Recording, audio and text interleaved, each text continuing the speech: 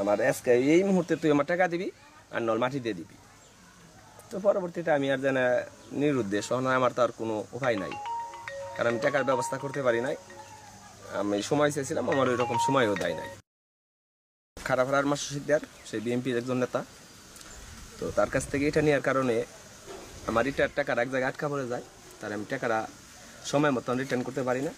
তো সেই সুবাদে আমার কাছে চাপ দিয়ে তো আমার বাড়ির মাটি নিবে এই কথা বলে আমার একটা স্ট্যাম্প করে নেয় আর কি। তো এই মুহূর্তে আমি টাকাটা দিতে পারলাম না। তো তার পরবর্তীতে 5 তারিখের পর থেকে সেই ব্যক্তি খুব চাপ দিতেছে, আমার টাকা দাও, আমার টাকা দাও।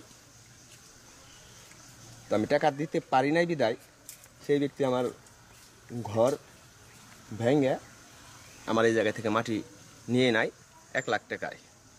1 লাখ টাকায় সেই ব্যক্তি 1250 টাকা মাটির দাম ধরে 80 গাড়ি মাটি পায়, 86 গাড়ি মাটি নিয়ে গেছে। এখানে এটা মিনিমাম 25 ফিট পর্যন্ত গভীর হবে, 25 থেকে 30 ফুট গভীর হবে। আসলে ক্যামেরায় এতটা দেখা যাচ্ছে না। তো আর এই পাশে এখানে একটি ঘর ছিল, একটি বড় ঘর ছিল দেখা যাচ্ছে। এই যে খুঁটি কিছু রয়েছে এবং কিছু খুঁটি উঠিয়ে ফেলা হয়েছে এবং এই টিনগুলো ওই পাশে দেখা যাচ্ছে যে রেখে দেওয়া হয়েছে। হ্যাঁ, নামে জানা থানায় কোনো মামলা নিবে না এখন। কে নিবে নাকি? মির্জাপুরের প্রশাসন। কে বলছে কি এটা মাসুদ শিকদার নিজেই বলছে। কি বলে যে আমার নামে কোনো থানায় এখন আর কোনো মামলা নিবে না। কেন? আগের দিন বাদ দাও, ওহন আর জানে ওই দিন নাই, ওই সমস্ত কথা কইলে আর কাজ হইব না।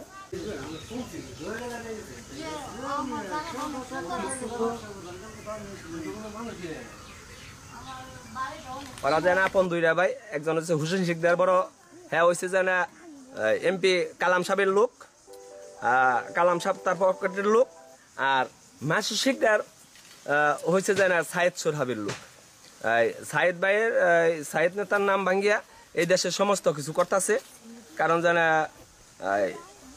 সেই ব্যক্তি যদি সাইদ সোরহাব যদি এমপি হতে পারে তাহলে আজগানার ইউনিয়নের চেয়ারম্যান হবে জানে এই মাসুদ শিকদার।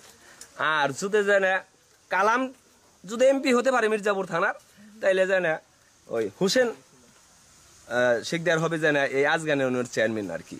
এইরকম বক্তব্য দেওয়া চলে, আর তাদের তো কোনো কিছু বলাই যায় না। আপন দুই ভাই, 2 গ্রুপে রাজনীতির সাথে জড়িত, তো এই কারণে তাদের নামে কোনো অভিযোগই চলে না।